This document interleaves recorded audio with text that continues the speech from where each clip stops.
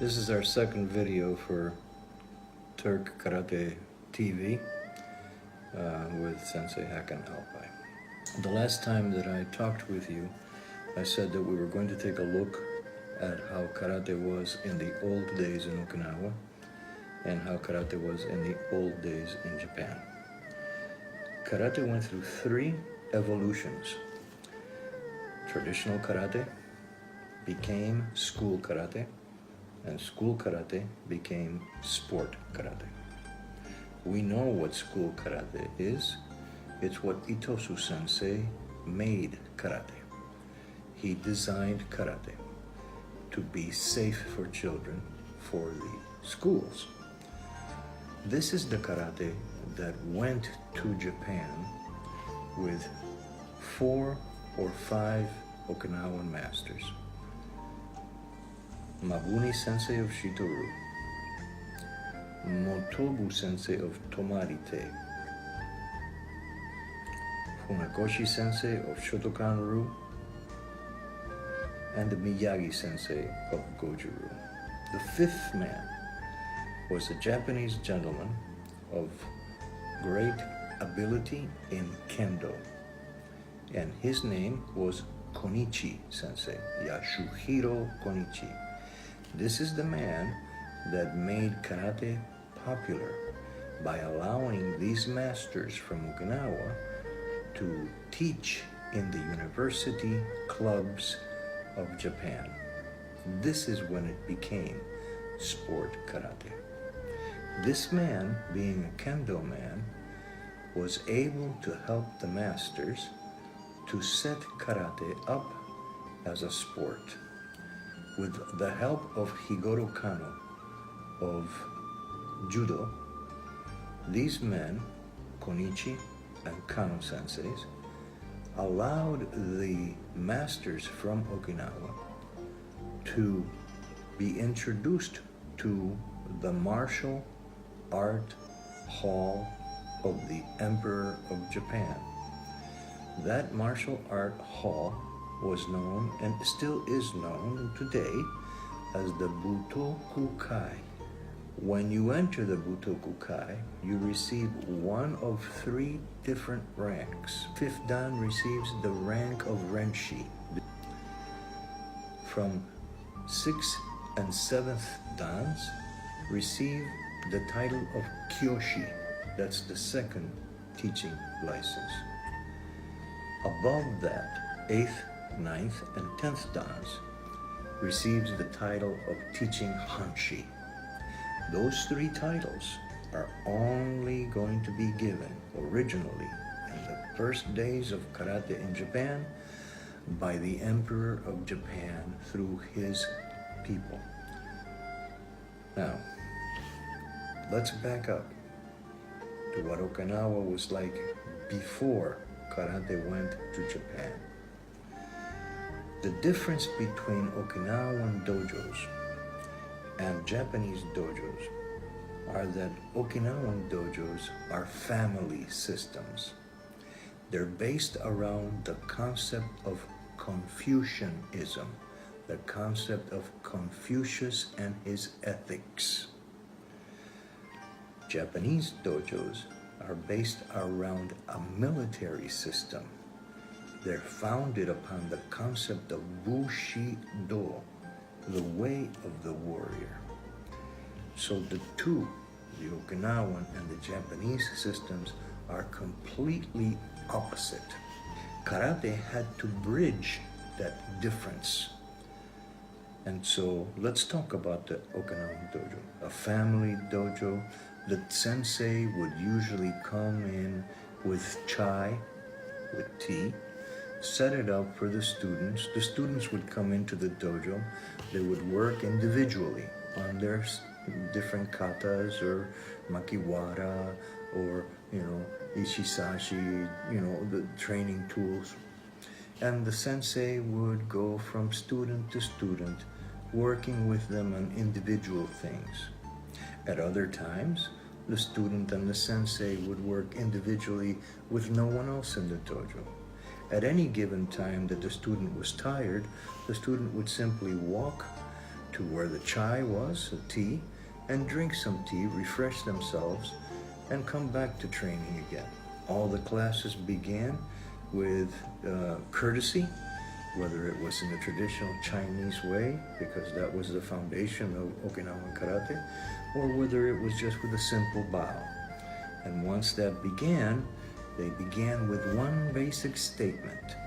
The statement was Onegai Shimazu, which means, please help me.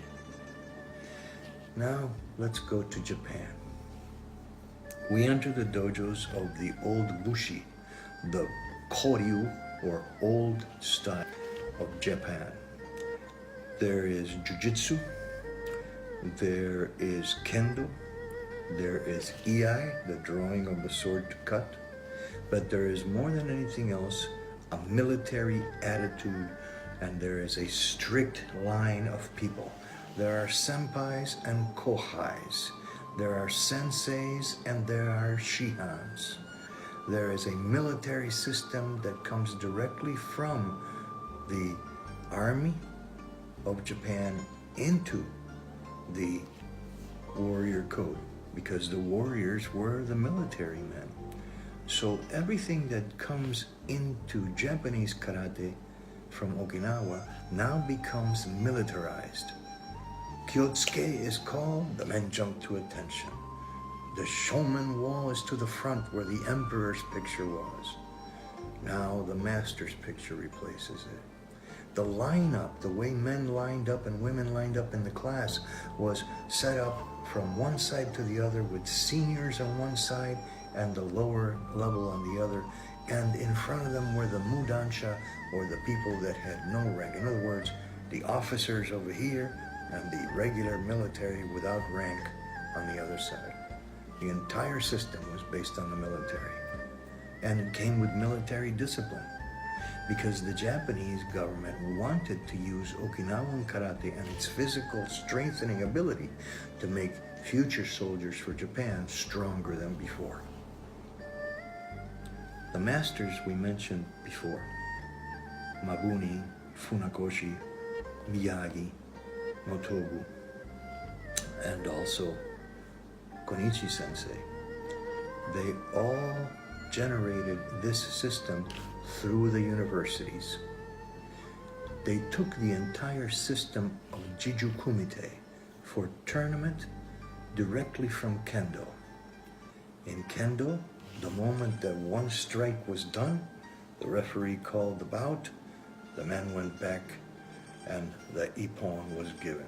The same thing occurred in judo.